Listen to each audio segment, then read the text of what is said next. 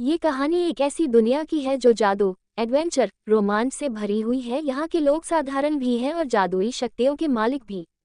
दरअसल ये दुनिया कल्टीवेटर्स की दुनिया है। यहाँ दो तरह के लोग रहते हैं। पहले वे जो कल्टीवेशन कर खुद को ताकतवर बनाते हैं और दूसरे वे जो साधारण तरीके से अपनी जिंदगी गुजारते हैं। इस दुनिया में कई ग्रह हैं, उन्हीं में से एक ग्रह है पृथ्वी, जहाँ से हमारी कहानी की शुरुआत होती है। ये ग्रह 5 कॉन्टिनेंट्स में विभाजित है, जो है ईस्टर्न, वेस्टर्न, सदर्न, नदर्न और सेंट्रल कॉन्टिनेंट है। ये ग्रह पूरी तरह सुंदरता और एडवेंचर से भरा हुआ है। चाहे एक तरफ वे रंगीन इंद्रधनुष जैसे झरने हो या फिर मन को चुराने वाला सूर्योदय और सूर्यास्त, और दूसरी तरफ खतरनाक और डरवाने जंगल और क्षेत्र या खतरनाक जानवर। इस दुनिया में कई शहर हैं, कई जंगल हैं। इस दुनिया में कई सुंदर तो कई खतरनाक जानवर भी हैं। ये दुनिया सुंदर है तो दूसरी ओर इस दुनिया में कई खतरे भी। इन खतरों से बचने के लिए लोगों ने ताकतवर बनने का सफ़र शुरू किया। इस सफ़र की वजह से इस दुनिया में कई गॉड लेवल की शख्सियत भी बनी। लेकिन कहते हैं ना कि समय के साथ कई चीज़ें गायब हो जाती हैं, और कुछ ऐसा ही इस दुनिया के साथ हुआ। आज से लगभग 10,000 साल से कोई भी व्यक्ति गॉड लेवल पर नहीं पहुंचा। इस दुनिया के कल्टीवेटर भी अच्छे और बुरे दोनों तरह के होते हैं।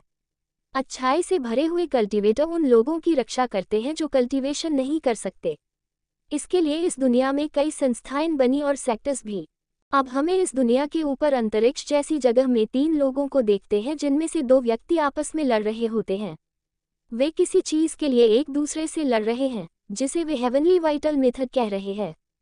ये एक स्क्रोल की तरह दिख रहा होता है, जिसमें से एक गोल्डन रंग की एनर्जी भी निकल रही होती है। ये एक प्रैक्टिस मेथड है। ये उन प्रैक्टिस मेथड्स में से एक है जो समय की आंधी में कहीं खो गए।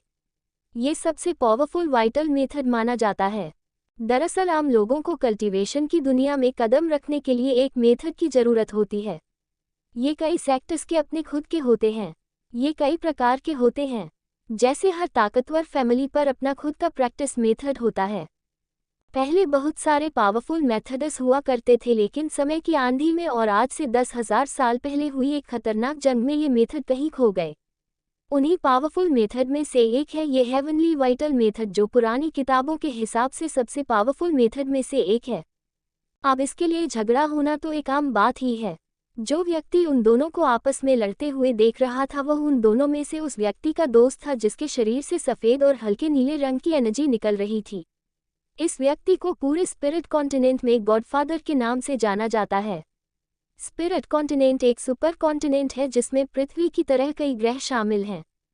मैं जानता हूँ आपको ये समझने में दिक्कत हो रही है, तो अब थोड़ा रुक के इस विभाजन को समझ लेते हैं। दरअसल इस दुनिया में कई सारे कॉन्टिनेंट हैं जो कई ग्रहों पर हैं, लेकिन बहुत से ग्रहों को मिलाकर एक सुपर कॉन्टिनेंट बनता है। पृथ्वी पर उपस्थित ये कॉन्टिनेंट भी इसी सुपर कॉन्टिनेंट का हिस्सा है, जिसे स्पिरिट कॉन्टिनेंट के नाम से जानते हैं। अब अपनी कहानी पर वापस आते हैं तो गॉडफादर के सामने वाला व्यक्ति इविल सैट का एक एल्डर था, जो उस हेवनली मेथड को छीनने और गॉडफादर को मारने के लिए आया था। लेकिन हमारे गॉडफादर को यूं ही गॉडफादर थोड़ी कहते हैं। उन्होंने मात्र 3 हमलों में उस व्यक्ति को खून की उल्टियां करा दी। तभी गॉडफादर कहते हैं, इविल सैट के प्रेसिडेंट को इस मेथड में इतनी दिलचस्पी कब से होने लगी। तभी इविल सैट का एल्डर कहता है, तुम्हें अपनी ताकत पर इतना घमंड नहीं करना चाहिए। आज मैं न केवल तुमसे उस मेथड को छीनूंगा, बल्कि मैं तुम्हें इस दुनिया से भी मिटा दूंगा। इसके बाद तुम्हारा सुप्रीम सेक्ट भी मेरे कब्जे में होगा। उद्धरण चिन्ह। गॉडफादर कहते हैं, अगर इविल सेक्ट के हेड आते तो मैं शायद थोड़ा डरता भी, लेकिन मुझे उम्मीद नहीं थी कि प्रेसिडेंट अकेले मुझसे कोई चीज़ छीनने की हिम्मत करेंगे। लेकिन मुझे मारने की बात कहने से पहले अपनी हालत तो देख लो। उद्धरण चिन्ह। तभी वह एल्डर एक शैतानी मुस्कान को चेहरे पर लाते हुए कहता है, किसने कहा कि तुम मेरे हाथों मरोगे? क्या कभी तुमने किसी अपने से धोखा खाया है? प्रेसिडेंट की इस बात को सुनकर गॉडफादर उसे समझने की कोशिश कर ही रहे होते हैं कि तभी दूर खड़ा वह व्यक्ति गॉडफादर पर पीछे से हमला कर देता है। वह व्यक्ति इविल सेट की सबसे खतरनाक टेक्निक्स में से एक, दी ऑरा सेपरेशन टेक्निक से हमला करता है। इस टेक्निक के हमले से सामने वाले व्यक्ति की एनर्जी पर एक लाल व काले रंग की एनर्जी प्रतिबंध लगा देती है। हालांकि यह टेक्निक बहुत ही धीमी होती है, लेकिन उस व्यक्ति को इतना समय मिल गया था कि वह इस टेक्निक को इस्तेमाल कर सके। इस वार से किसी भी व्यक्ति के कल्टीवेशन का एक बड़ा हिस्सा शील हो जाता है। जब गॉडफादर अपने ही भाई जैसे दोस्त को खुद पर हमला करते हुए देखते हैं तो वे बहुत ही अचंभे में पड़ जाते हैं। वे अपने भाई से कहते हैं, तुमने ऐसा क्यों किया? मैंने हमेशा तुम पर भरोसा किया, तुम्हारा साथ दिया, फिर क्यों? उद्धरण चिन्ह। तभी वह व्यक्ति कहता है, इस दुनिया में ताकत हासिल करने के लिए कोई भी रिश्ते नाते नहीं देखता। इस दुनिया की एक ही सच्चाई है और वह है ताकत और कुछ नहीं। और अगर इसे हासिल करने के लिए मैंने तुम्हें धोखा दे भी दिया तो मुझे नहीं लगता कि मैंने कुछ गलत किया है। गॉडफादर उस व्यक्ति की बात सुनकर पूरी तरह टूट जाते हैं। इस वक्त उन्हें केवल पछतावा हो रहा था और उनका ये पछतावा गुस्से का रूप ले रहा था।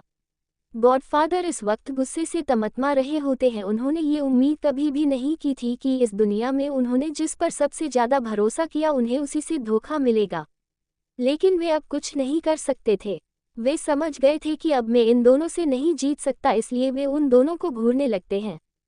इस वक्त वे दोनों हंस रहे थे और गॉडफादर पर तरस भरी नज़रों से देख रहे थे। तभी एविल सेक्ट का प्रेसिडेंट कहता है, क्या अब भी तुम उतने ही अहंकारी रहोगे? इसके बाद वह दूसरा व्यक्ति भी कहता है, मैं तुम्हें इस हालत में नहीं देख पा रहा हूँ। आखिर हम दोस्त तो थे ही, इसलिए तुम शांति से उस मेथड को हमारे हवाले कर दो और मैं तुम्हें आसान मौत दे दूंगा। उद्धरण चिन्ह। गॉडफादर उन दोनों के चेहरे की हंसी देखते हैं और अपने दोस्त से कहते हैं, हम दोनों ने ये सफ़र एक साथ शुरू किया था। मुझे ये भरोसा था कि हम दोनों अपनी मंजिल एक साथ हासिल करेंगे। मैं ये हेवनली मेथड नहीं चाहता था। अगर तुम इसे मुझसे मांगते तो मैं ये तुम्हें दे भी देता, लेकिन अब जब तुमने इन लोगों के साथ हाथ मिला ही लिया है तो चाहे मैं मर ही क्यों न जाऊं, लेकिन मैं यह मेथड तुम लोगों के हाथ नहीं लगने दूंगा।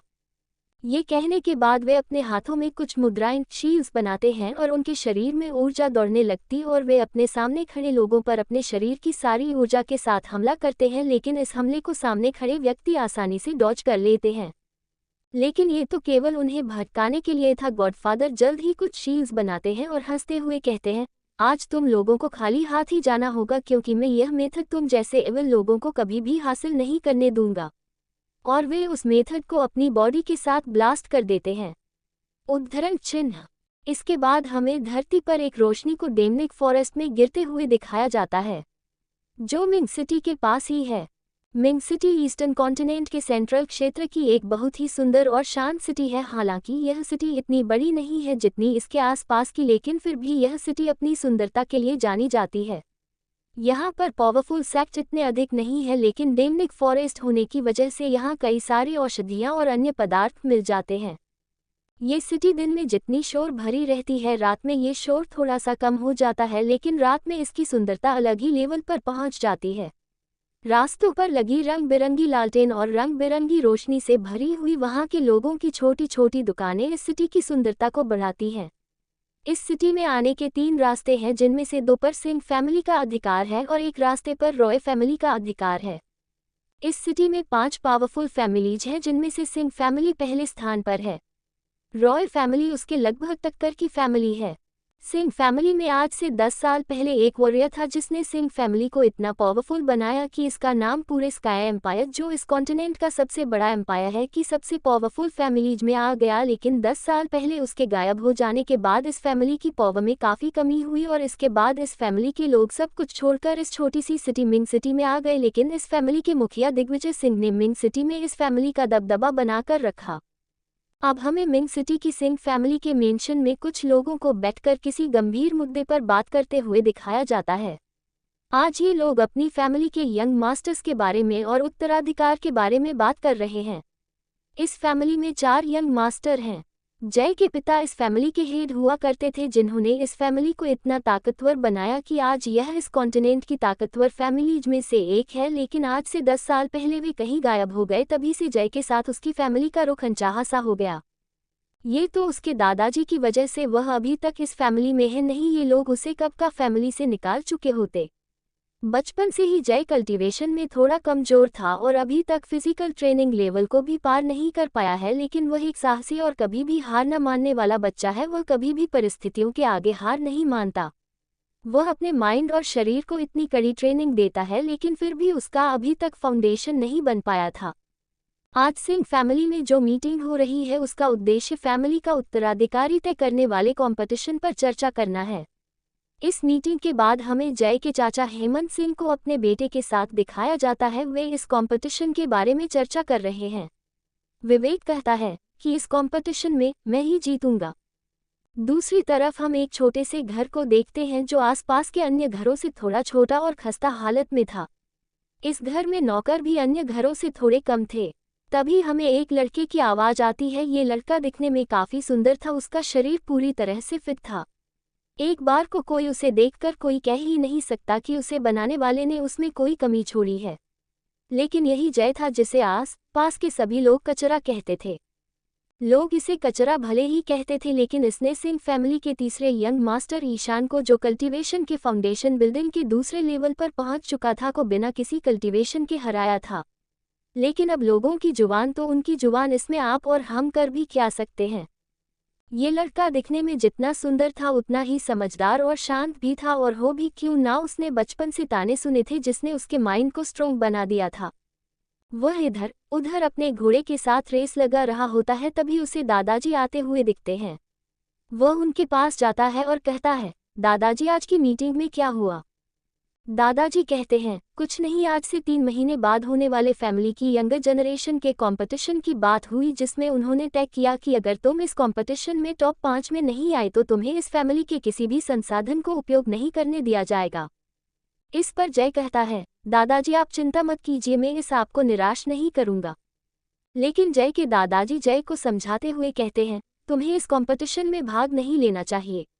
लेकिन जय कहता, मैं इस बार अपनी पूरी कोशिश करूंगा, और आप चिंता मत कीजिए, इस कंपटीशन के बाद कोई भी मुझे परेशान करने की हिम्मत नहीं करेगा। वह कहता है, दादाजी आप चिंता मत कीजिए, अभी इस कंपटीशन में 3 महीने बाकी हैं, मैं अपने आप को कठिन ट्रेनिंग दूंगा और ब्रेक थ्रू करके दिखाऊंगा। वह फिर दादाजी से कहता है, दादाजी क्या आप मुझे 200 सोने के सिक्के दे सकते हैं?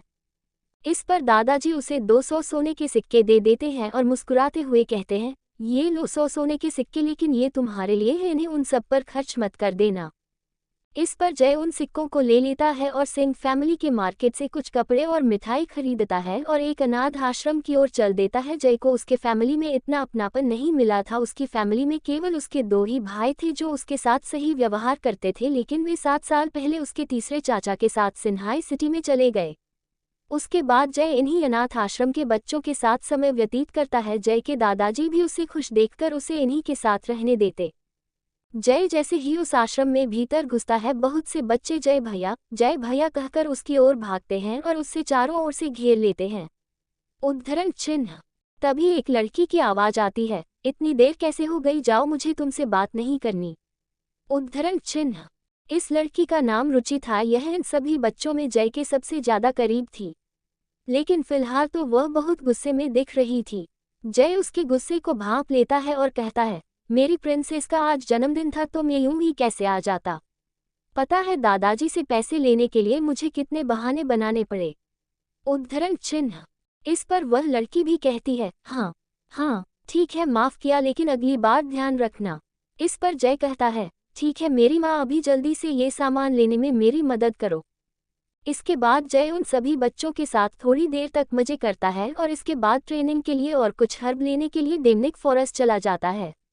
जब वह हर्ब इकट्ठा कर रहा होता है तभी उस पर कोई हमला कर देता है। ... जब जय कुछ औषधियां लेने के लिए जंगल गया था तो उस पर किसी व्यक्ति ने हमला कर दिया था, लेकिन जय की शारीरिक मजबूती और ताकतवर इंद्रियों शेष के कारण वह उस हमले से बच जाता है। जब वह पीछे मुड़कर देखता है तो वहां एक काला मुखौटा पहने हुए एक व्यक्ति खड़ा हुआ था जिसका पूरा शरीर काले कपड़े से ढका हुआ था, और वह उस दल का व्यक्ति लग रहा था जो पैसे लेकर लोगों को मारते हैं। इस दल का आतंक पिछले कुछ समय से पूरी मिंग सिटी में फैला हुआ था। जब ये जय को अपने किए हुए हमले से बचते हुए देखता है तो वह भी अचंभे में पड़ जाता है और कहता है, मिंग फैमिली के यंग मास्टर, आपके बारे में जो कहा जाता है आप उतने भी बुरे फाइटर नहीं, लेकिन ये आपकी बदकिस्मती है कि आप आज मुझसे मिले। अब आपके पास जीने के लिए ज्यादा पल नहीं बचे हैं। अगर आपके पास कोई आखिरी इच्छा है तो इसे बताकर ही खुश हो ले, क्योंकि पूरा तो मैं करूंगा नहीं। ये कहकर वह आदमी हंसने लगता है। उसकी बात सुनकर जय सोचने लगता है, जहां तक मुझे पता है कि इस दल के लोग मुफ्त में तो किसी को मारने आएंगे नहीं, लेकिन वो कौन है जो मुझे मारना चाहता है? मैंने तो किसी को परेशान भी नहीं किया है, नहीं मेरी पॉवर्स के हिसाब से मैं किसी के लिए खतरा हूँ। इसके बाद जय पूछता है, आखिर मुझे मरवाने के लिए कौन बेचैन है? ये सुनकर वह आदमी कहता है, चूंकि हमारे दल का नियम है कि उस व्यक्ति की कोई भी जानकारी नहीं देनी है जिसने पैसे दिए, लेकिन अभी आप मरने वाले हैं तो आपको इतना तो बता ही दूं कि वह कोई आपकी फैमिली में से ही है। जय ये सुनकर सोचने लगता है, मेरी फैमिली में कौन हो सकता है जो ऐसे दल के साथ संपर्क में है। तभी वह आदमी कहता है, अब आप मरने के लिए तैयार है जय, चिंता मत कीजिए, मैं आपको एक आसान मौत दूंगा। इसके बाद वह अपने कल्टीवेशन को एक्टिवेट करता है। वह फाउंडेशन बिल्डिंग के 8वें लेवल पर था। जय थोड़ा घबरा जाता है, लेकिन इस घबराहट को दबाते हुए कहता है, मुझे मारना आपके लिए इतना आसान भी नहीं होगा, आपको भी इसकी बड़ी कीमत चुकानी होगी। वह व्यक्ति हंसते हुए कहता है, आप मजाक अच्छा कर लेते हैं यंग मास्टर। ये कहने के साथ ही वह जय पर एक पंच अटैक कर देता है, लेकिन जय की शारीरिक शक्तियां बहुत मजबूत होती है जिसके कारण वह इस अटैक को सह लेता है। लेकिन वह समझ जाता है कि इस आदमी के हाथों से बचना इतना भी आसान नहीं होगा, मुझे जल्द ही कुछ न कुछ करना होगा। तभी उसके एक युक्ति सूझती और वह कुछ सोचकर डेमनिक फॉरेस्ट के भीतर भागने लगता है। चाहे हमारा जय अभी तक कल्टीवेशन की दुनिया में अपना पहला कदम भी नहीं रख पाया है, लेकिन उसकी फिजिकल और मेंटल स्ट्रेंथ एक आम कल्टीवेटर से कहीं ज़्यादा है। इस कारण वह उस आदमी को किसी तरह चकमा देने में कामयाब हो जाता है और जंगल में छुपकर वहां से निकलने का कोई तरीका सोचने लगता है। लेकिन दुर्भाग्य से वह आदमी उसे ढूंढ लेता है और उस पर क्रश फिस्ट टेक्निक से हमला कर देता है, जिससे जय घिसकते हुए पीछे हो जाता है और एक खाई के मुहाने पर पहुंच जाता है और उसके मुंह से खून निकलने लगता है। तभी वह आदमी हंसते हुए कहता है, यंग मास्टर, मुझे आपको इस तरह देखकर बिल्कुल अच्छा नहीं लग रहा, इसलिए अब मैं आपको इस जिंदगी से आज़ाद कर देता हूँ। और यह कहने के साथ ही वह एक और बार क्रश फिस्ट टेक्निक इस्तेमाल कर देता है, लेकिन जय अपनी स्पीड की वजह से बच जाता है और एक बड़े से पत्थर को उठाकर उस आदमी की ओर फेंक देता है। उस आदमी ने इसकी उम्मीद नहीं की थी, लेकिन वह फिर भी बचने की कोशिश करता है। इस कोशिश में उसका दायां हाथ बुरी तरह घायल हो जाता है, यहाँ तक कि उसे वह हाथ महसूस भी नहीं हो रहा होता। इससे वजह से वह बहुत गुस्सा हो जाता है और चिल्लाते हुए कहता है कि तुम्हारी इतनी हिम्मत कि तुमने मुझ पर हमला किया। ये कहकर वह अपनी सबसे खतरनाक टेक्निक दी 1000 विंड स्लैश का इस्तेमाल कर देता, जिससे बचने के लिए जय इधर उधर भागने लगता है। लेकिन तभी दुर्जय अपने दूसरे हाथ से आयरन फिस्ट टेक्निक का इस्तेमाल कर देता है, जो सीधे जय में जाकर लगती है और वह उड़ता हुआ सीधा खाई में गिर जाता है। अब हमें उस आदमी को किसी आदमी के सामने झुककर बैठे हुए दिखाया जाता है। वह कहता है, बॉस, मैंने उस लड़के को मार दिया है। तभी वह काले कपड़े से ढका हुआ उससे पूछता है, ये तुम्हारे हाथ को क्या हुआ? इस पर वह आदमी कहता है, कुछ नहीं, मैंने उसे थोड़ा हल्के में ले लिया था, इसी कारण मैं अपने हाथ का ये हाल करा बैठा। लेकिन मेरी ये समझ नहीं आ रहा, जो लड़का बिना कल्टीवेशन के इतना शक्तिशाली था, वह थोड़ा कल्टीवेशन के बाद कितना पावरफुल हो जाता है, फिर भी सिंह फैमिली इसे मरवाना चाहती है। इस पर वह काले कपड़े से ढका आदमी कहता है, इसे हमें कोई मतलब नहीं, हमें बस इस मिंग सिटी में और पावरफुल बनना है, तो एक बैकर की जरूरत होगी। ये काम करने के बाद हमें मिंग सिटी में वो बैकर मिल गया है।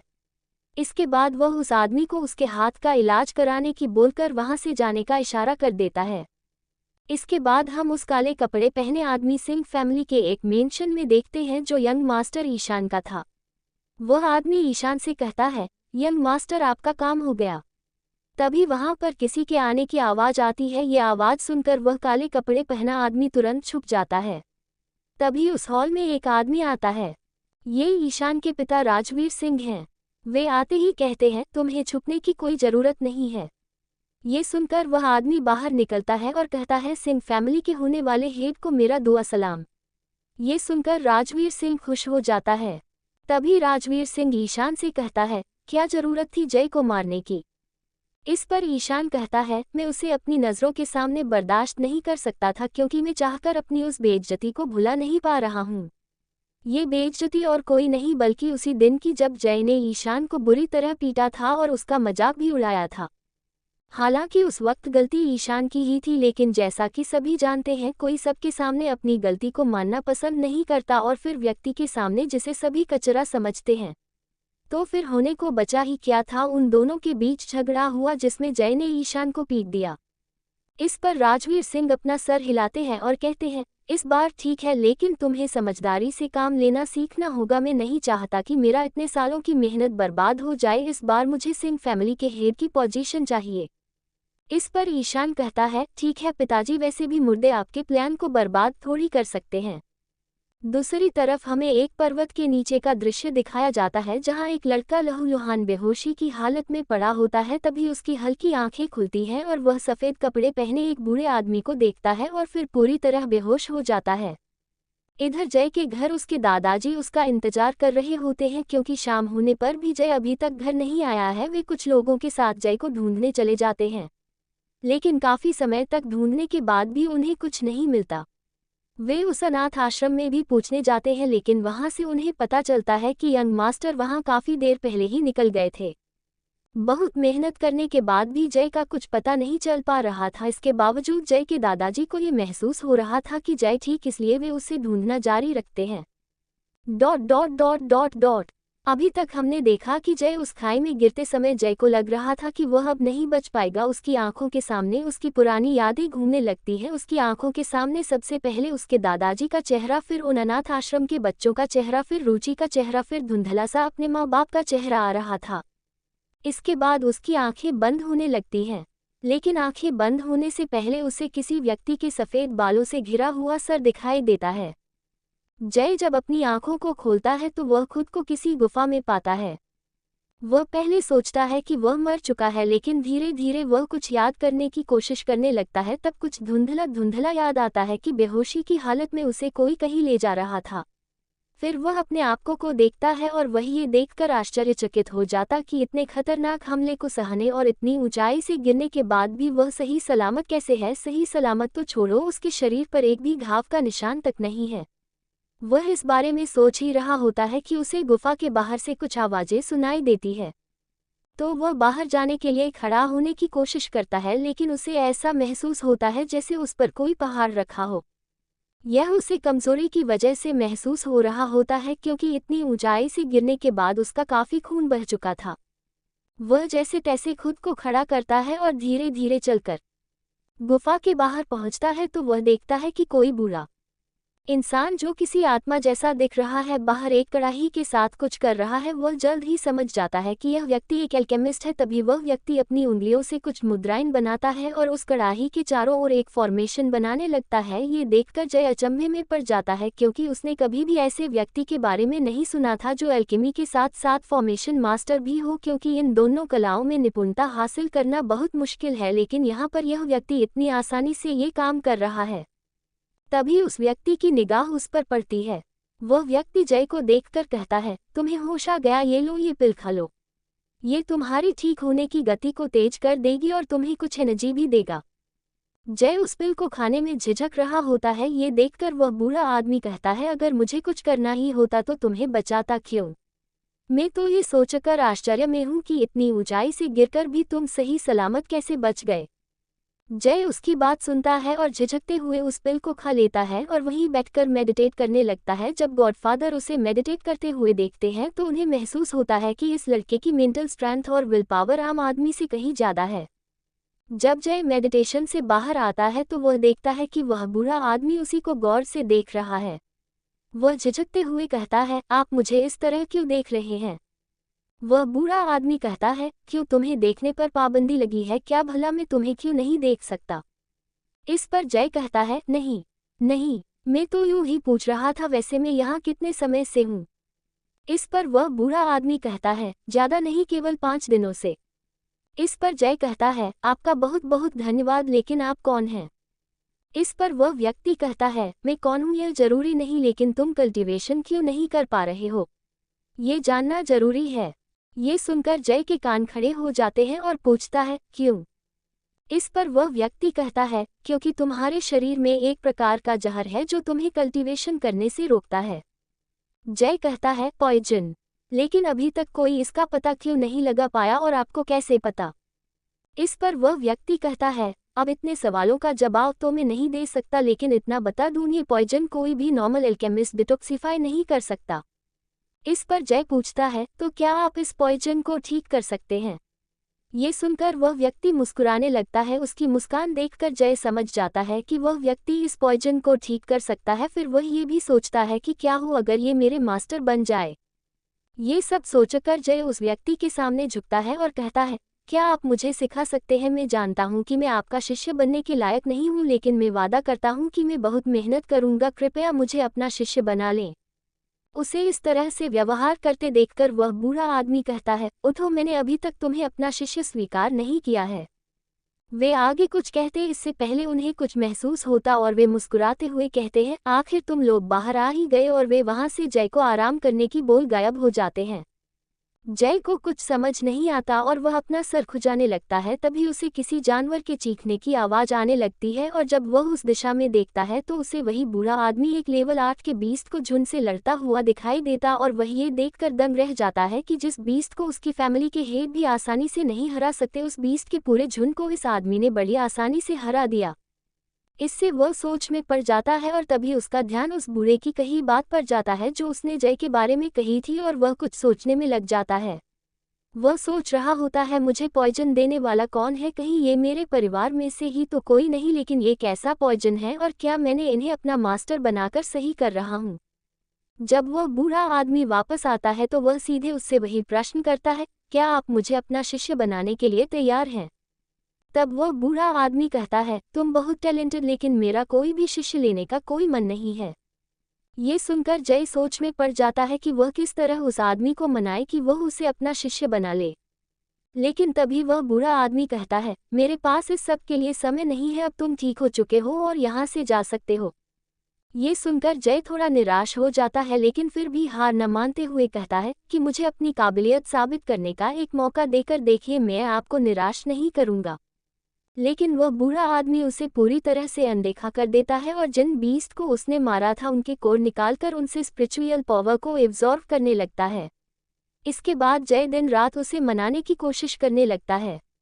उसके दृढ़ निश्चय को देखकर वह बूढ़ा आदमी भी प्रभावित होता, लेकिन वह इतनी आसानी से किसी पर भी भरोसा नहीं कर सकता और वह जय के चरित्र को भी परखना चाहता था। इस तरह से 2 दिन निकल जाते हैं।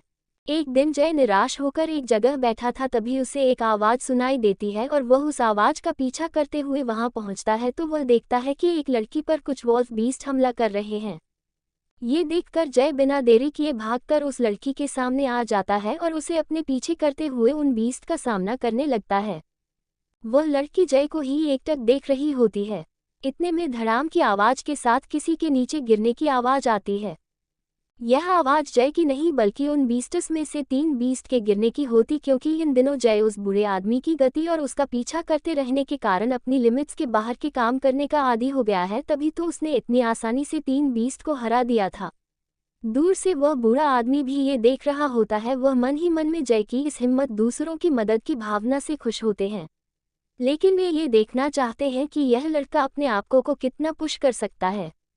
दूसरी तरफ उन वाल्फ बीस्ट के झुंड का लीडर, जो बहुत ही खतरनाक दिख रहा होता है, वहां पर आ जाता है और जोर से दहाड़ने लगता है। जय उसकी दहाड़ से पीछे हो जाता है। Dot dot dot dot dot जय जब उस लड़की को बचाने पहुंचा तो उसका सामना वॉल्फ बीस्ट्स के किंग से हो गया। यह एक लेवल 6 का बीस्ट है। जय इसे देखकर उस लड़की को लेकर वहां से भागने लगता है, क्योंकि उसे पता था कि वह उस बीस्ट का सामना नहीं कर सकता, लेकिन वे इस वक्त उन बीस्ट्स के इलाके में थे। जल्द ही उन्हें चारों ओर से बीस्ट्स ने घेर लिया। फिर भी जय हार नहीं मानते हुए उन बीस्ट्स में 2 बीस्ट्स पर हमला करता है और जगह बनाकर वहां से भागने लगता है। भागते हुए वह सोचता है कि मुझे इस लड़की को कहीं सुरक्षित जगह पर छुपाना होगा और फिर इन बीस्ट्स का कुछ करना होगा। ये सोचकर वह एक और भागने लगता है और जल्दी ही वह एक गुफा के सामने पहुंच जाता है। इस गुफा को उसने गलती से ढूंढना था। वह उस बच्ची को उस गुफा में छुपा देता है और उससे कहता है, यहीं पर छुपी रहना। ये कहकर वह बाहर चला जाता है और उन जानवरों के झुंड के आने से पहले उस गुफा को कुछ पत्तों और झाड़ियों की मदद से छुपा देता है और जैसे ही उसके कानों में उन जानवरों के दौड़ते हुए कदमों की आवाज़ पड़ती है, वह दूसरी ओर भागने लगता है। उसे देखकर वे बीस्ट उसका पीछा करने लगते हैं। वह भागते हुए एक ऊंची सी चट्टान पर चढ़ने लगता है। बहुत देर तक उन जानवरों के हमले बचते हुए भागता रहता है, लेकिन अब वह उस चट्टान के बिल्कुल ऊपर पहुंच जाता है और अब आगे कोई रास्ता नहीं था थी तो एक गहरी सी खाई। जय उस खाई को देखकर अपनी किस्मत को कोसने लगता है। अब उसके पास कोई और रास्ता नहीं था लड़ने के अलावा। वह पास में से एक मोटी सी लकड़ी उठाकर लड़ने को तैयार हो जाता है। जय ने जो लकड़ी उठाई थी वह काले रंग की थी और उसके आगे का सिरा नुकीला था। भले ही वह लकड़ी पतली सी दिख रही थी और किसी पुरानी सड़ी हुई लकड़ी जैसी थी, लेकिन जय जब उस लकड़ी को उठाता है तो उसे उस लकड़ी में एक पेड़ के बराबर वजन महसूस होता है। तभी एक वॉल्फ बीस्ट उस पर हमला कर देता है। तभी जय अपने हाथ में पकड़ी हुई उस लकड़ी से उस पर हमला करता और अगले ही पल वह बीस्ट जमीन पर पड़ा हुआ दिखाया जाता है। जय ये देखकर अचंभे में पड़ जाता है और उस लकड़ी को देखने लगता है। उसे उस लकड़ी के बारे में पहले से ही कुछ अलग ही एनर्जी महसूस हो रही थी, लेकिन जब वह उस वॉल्फ बीस्ट की हालत देखता है तो वह समझ जाता है और उसे पूरी तरह यकीन हो जाता है कि वह कोई मामूली लकड़ी नहीं है। दूसरी ओर वह बूढ़ा आदमी जो उसे दूर से देख रहा होता है सोचने लगते हैं ये लेजेंडरी ब्लैक आयरन है। वह बूढ़ा आदमी इस बात से ज्यादा हैरान था कि जय ने बिना किसी कल्टीवेशन के उस मेटलिक पीस को उठा कैसे लिया। दूसरी ओर जय काफी देर तक इसी तरह फाइट करता रहता है और कई सारे बीस्टर्स को मार देता है। तभी वहां पर वही वॉल्फ किंग पहुंच जाता है और जोर से घुराता है। उसकी आवाज के दबाव से जय थोड़ा पीछे हट जाता है और मुश्किल से खुद को संभालता है। भले ही वह छड़ जय को उन वॉल्फ बीस्ट को लड़ने में मदद कर रही थी, लेकिन उस छड़ का एनर्जी कंजप्शन बहुत ही ज्यादा था। इस कारण जय अब बहुत ही ज्यादा थक चुका था। दरअसल वह एक लकड़ी थी ही नहीं, वह उन लेजेंडरी मेटल्स में से एक था जिनका उपयोग खतरनाक हथियार बनाने में किया जाता है। इनकी कीमत इतनी होती है कि इसे एक सिटी तक को बचा जा सकता है, लेकिन जब भी ये मेटल्स किसी के हाथ लगते वे इसे बेचते नहीं हैं। और इनको रिफाइन कर इन्हें हथियार का रूप देने वाले कुछ ही लोग इस कॉन्टिनेंट में मौजूद हैं। जय की थकावट की वजह से उसके हाथ में पकड़ी हुई लकड़ी भी अब छूट चुकी थी, लेकिन फिर भी उसकी हिम्मत नहीं टूटती। वह कहता है चलो आज दो दो हाथ कर ही लिए जाएं। और यह कहकर वह लड़ने के लिए कि तैयार हो जाता है। वह वॉल्फ बीस्ट भी उसे घूर रहा होता है और अचानक अपने पंजों से उस पर स्लैश अटैक कर देता है। जय अपनी फुर्ती दिखाते हुए उस हमले से बच जाता है और उसकी तरफ दौड़ते हुए उसके सर की तरफ छलांग लगा देता है। जय अपनी बची हुई सारी एनर्जी से उसके सर पर एक मुक्का मारता है, जिससे वह वॉल्फ किंग थोड़ा पीछे हो जाता है। इस हमले से उसे कुछ ज्यादा नुकसान नहीं हुआ था, लेकिन वह बहुत गुस्सा हो गया और जय की ओर दहाड़ता है। उसकी दहाड़ के दबाव से जय पीछे हो जाता है। अभी वह नीचे गिरने से बस एक कदम से बचा था। तभी उसके दिमाग में एक युक्ति आती है और वह पास पड़े पत्थर उठाकर वॉल्फ किंग पर फेंककर उसे भड़काने लगता है। और यही होता है, वह वॉल्फ किंग भड़क जाता है तथा जय की ओर छलांग लगा देता है। तभी जय के चेहरे मुस्कान दिखाई देती है, जैसे वह इसी पल का इंतजार कर रहा था। और जैसे ही वह वॉल्फ किंग जय के करीब पहुंचता है, जय फुर्ती दिखाते हुए अपनी जगह से हटता है और छलांग लगाते हुए उस वॉल्फ किंग के पीछे आ जाता है और अपनी पूरी ताकत के साथ उसमें पीछे से लात देता है, जिससे वह वॉल्फ किंग अपने आप को संभाल नहीं पाता और सीधे खाई में जाकर गिरता है। इस तरह वॉल्फ किंग का किस्सा खत्म हो जाता है। जय अब चैन की सांस लेता है।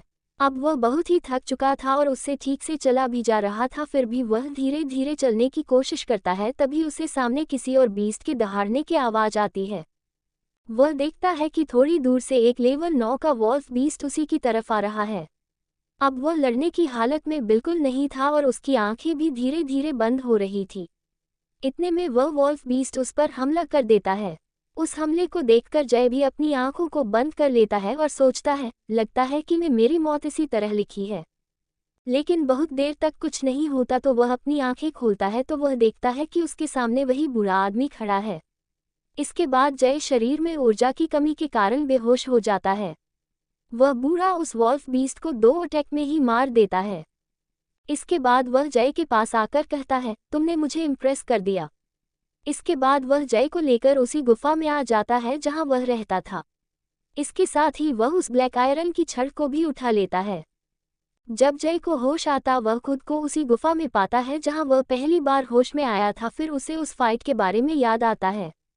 ये याद आते ही उसे उस लड़की की याद आती है और वह उस गुफा की तरफ जाने के लिए खड़ा होने ही वाला होता है कि उसे एक आदमी की आवाज आती है। वह लड़की बिल्कुल ठीक है और अपने कबीले के साथ चली गई।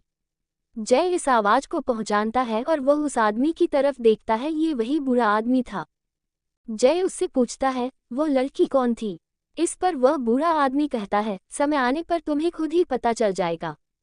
जय इन सब बातों के बारे में कुछ समय सोचता है, फिर अचानक उस बूढ़े आदमी से पूछता है, क्या आप मुझे अपना शिष्य बनाने के लिए मान गए? इस पर वह बूढ़ा आदमी कहता है, मैं तुम्हें अपना शिष्य बनाने के लिए तैयार हूँ, लेकिन तुम्हें उससे पहले एक वादा करना होगा कि तुम कभी भी अपने मास्टर को धोखा नहीं दोगे। इस पर जय कहता है, मैं वादा करता हूँ। इस पर वह बूढ़ा आदमी कहता है, इस तरह नहीं बच्चे। और यह कहकर वह अपनी स्टोरेज रिंग से एक स्क्रोल निकालते हैं और जय से कहते हैं, इस पर अपने खून की एक बूंद डालो और वादा लो। इस पर जय यही करता है और अपने खून की एक बूंद उस स्क्रोल पर डालते हुए कहता है कि मैं वादा करता हूं कि मैं कभी भी मास्टर को धोखा नहीं दूंगा। इसके बाद गॉडफादर उस स्क्रोल को वापस से अपनी स्टोरेज रिंग में रख लेते हैं और इसके बाद कहते हैं, मैं इस स्क्रोल की मदद से तुम्हें एक झटके में मार सकता हूं। अगर फ्यूचर में तुमने मुझे धोखा देने की कोशिश भी की तो मैं इस स्क्रोल को जला दूंगा और तुम्हारी जान उसी वक्त चली जाएगी। इसलिए मैं तुम्हें एक बार और सोचने का मौका देता हूं, क्या तुम मेरा शिष्य बनना चाहते? जब उस बूढ़े आदमी ने जय को अपनी सारी शर्तें जय को बताईं और उससे पूछा कि क्या तुम अब भी मेरे शिष्य बनना चाहते हो, तो जय कुछ सोच में पड़ गया। उसकी आंखों के सामने उसकी पिछली जिंदगी घूमने लगी कि कैसे वह अब तक लोगों के ताने सुनते हुए आया है। उसकी वजह से उसके दादाजी को भी शर्मिंदा होना पड़ता था। वह कितनी कोशिश करता आया है कि उसकी वजह से उसके दादाजी को झुकना ना पड़े। वह सोचता है, जब मेरे सामने आज इतना बड़ा मौका है तो मैं इतना सोच क्यों रहा हूँ। वह तुरंत उस बूढ़े आदमी से कहता है, मैं तैयार हूँ। इस पर वह बूढ़ा आदमी कहता है, एक बार और सोच लो, आखिर ये तुम्हारी जिंदगी का सवाल, क्योंकि तुम अभी तक मेरे ट्रेनिंग कराने के तरीके को भी नहीं जानते हो। वह कितना मुश्किल होगा तुम ये भी नहीं जानते हो, इसलिए मैं तुम्हें सलाह दूंगा कि तुम्हें एक बार और सोच लेना चाहिए। दूसरी ओर गॉडफादर मन में सोच रहे होते हैं, इस बच्चे में कुछ बात तो है, तो मैं इसे इतना डरा रहा हूँ फिर भी यह मेरा शिष्य बनने को तैयार है। क्या मुझे इस पर भरोसा कर लेना चाहिए? तभी जय कहता है, मैं अभी तक जो जिंदगी जीता रहा हूँ वह मेरे पिताजी के बिल्कुल उलट है। उन्होंने फैमिली को इतना ताकतवर बनाया और मैं उल्टा अपनी फैमिली पर बोझ बना हुआ हूँ। और मेरी वजह से मेरे अपनों को जो मेरा साथ देते हैं भी झुकना पड़ता है। इस जिंदगी को जीने के बजाय मैं मरना पसंद करूँगा। अब मैं अपनों पर बोझ बनकर नहीं रह सकता हूँ, लेकिन मैं इतना भी कायर नहीं कि बिना कोशिश करे मर जाऊँ। इसलिए मुझे अपनी जान की कोई परवाह नहीं है। वह बूढ़ा आदमी जय की इस बहादुरी को देखकर खुश हो जाता है और कहता है, तो फिर ठीक है, आज से मैं तुम्हारा मास्टर। इस पर जय उन्हें मास्टर कहकर ग्रीट करने लगता है। तो वह बूढ़ा आदमी कहता है, मुझे खुद को मास्टर कहलवाना पसंद नहीं है। तब जय अचरज भरी निगाहों से उस बूढ़े आदमी को देखने लगता है। उसे इस तरह से खुद की तरफ देखते हुए देखकर वह बूढ़ा आदमी कहता है, आज से तुम मुझे गॉडफादर कहोगे। इस पर जय कहता है, ठीक है गॉडफादर, मैं वादा करता हूँ कि मैं कड़ी मेहनत करूँगा। जय की यह बात सुनकर गॉडफादर मुस्कुराते हैं और कहते हैं, तुम्हारी ट्रेनिंग तो जब से तुम यहाँ आए हो तभी से शुरू हो गई थी। शायद तुमने गौर नहीं किया कि तुम्हारे शेनशेज अब पहले से ज़्यादा तेज हो गए हैं। इस पर जय ध्यान लगाकर इसकी जांच करता है तो उसे पता चलता है कि गॉडफादर बिल्कुल ठीक कह रहे हैं। फिर वह बीते 3 दिनों को याद करने लगता है कि किस तरह उसे गॉडफादर को ढूंढने के लिए अपने सभी शेनशेज का इस्तेमाल अपनी शरीर के साथ सामंजस्य बिठाते हुए करना पड़ रहा था, और वह मन ही मन खुश होने लगता है। तभी उसके कानों में गॉडफादर की आवाज़ पड़ती है, क्या तुम इतनी सी उन्नति से खुश हो? मेरा शिष्य बनने से पहले तुम्हें ये तय करना होगा कि तुम ताकतवर क्यों बनना चाहते हो। तुम्हारे मुझसे सीखने का उद्देश्य क्या है? गॉडफादर का ये सवाल सुनकर जय सोच में पड़ जाता है और कुछ सोचकर कहता है, क्योंकि मैं अपनों की रक्षा करना चाहता हूँ। मैं चाहता हूँ कि उन्हें मेरी वजह से कभी भी झुकना ना पड़े। जय की यह बात सुनकर गॉडफादर उसके सर पर मारते हुए कहते हैं, किसी आदमी की उन्नति उसे मिले हुए मौकों से निर्धारित नहीं होती बल्कि उसके लक्ष्यों से होती है। जिस इंसान का लक्ष्य जितना बड़ा होगा वह इंसान खुद के मिले हुए मौकों का इस्तेमाल उतने ही अच्छे तरीके से करेगा। तुम अभी छोटे हो इसलिए तुम्हें अभी मेरी बात समझ न आए, लेकिन तुम मेरे शिष्य बन चुके हो तो तुम जल्द ही इन चीज़ों का अनुभव करोगे। जय उनकी बात सुनकर उन्हें समझने की कोशिश कर रहा होता है। इतने में गॉडफादर वहां से जाते हुए कहते हैं, अब मैं तुम्हें देवनिक पहाड़ी पर मिलूंगा। ये कहकर गॉडफादर वहां से चले जाते हैं। दूसरी ओर कुछ सोचकर जय खुद से कहता है, मैं बहुत मेहनत करूंगा। मैं अब कभी भी अपनी वजह से किसी अपने को परेशान नहीं होने दूंगा। दूसरी ओर गॉडफादर एक पहाड़ी से उस गुफा की तरफ देखते हुए कहते हैं, मैं उम्मीद करता हूं कि तुम मुझे निराश ना करो। अब हमें शाम का समय दिखाया जाता है। जय उस पहाड़ी के सामने आ चुका है जिस पर गॉडफादर ने उसे आने को कहा था। ये पहाड़ी एक काफ़ी ऊंची पहाड़ी थी जिससे एक अलग तरह का ऑरा बाहर निकल रहा था, जिसकी वजह से कम लेवल के बीस्टर्स उस पहाड़ी की तरफ भी नहीं जा रहे थे। इस पहाड़ी की ढाल बिल्कुल खड़ी थी, इसको देखने से ऐसा मालूम हो रहा था मानो इस पर कोई चढ़ ही नहीं सकता। जय पहाड़ी पर चढ़ने की कोशिश कर रहा होता है। ये डेमनिक पहाड़ी कई सालों पहले इसलिए जानी जाती थी क्योंकि कोई भी इंसान इस पर केवल अपनी फिजिकल पावर का इस्तेमाल करके इस पर नहीं चढ़ सकता था। जय इस बात से अनजान था, वह कोशिश करता रहता है लेकिन बार बार वह नीचे आ जाता था। फिर भी हार न मानते हुए वह बिना रुके कोशिश करता रहता है। इस तरह 2 दिन बीत जाते हैं। अब हमें जय के दादाजी को दिखाया जाता है जो कुछ लोगों पर चिल्ला रहे होते हैं, तुम लोगों से एक काम भी ठीक से नहीं होता। जाओ जाकर ढूंढो जय को, मेरा चेहरा क्या देख रहा हो। ये सुनकर वे सभी लोग वहां से चले जाते हैं। तभी उस जगह जय के चौथे अंकल आते हैं। वे जय के दादाजी को संभालते हुए कहते हैं, आप परेशान मत होइए, जय ठीक होगा। लेकिन इस चक्कर में आपको अपनी तबीयत को नहीं भूलना चाहिए। दरअसल जय के दादाजी को एक बीमारी थी जिसका इलाज कई अल्केमिस्ट भी नहीं कर पाए थे।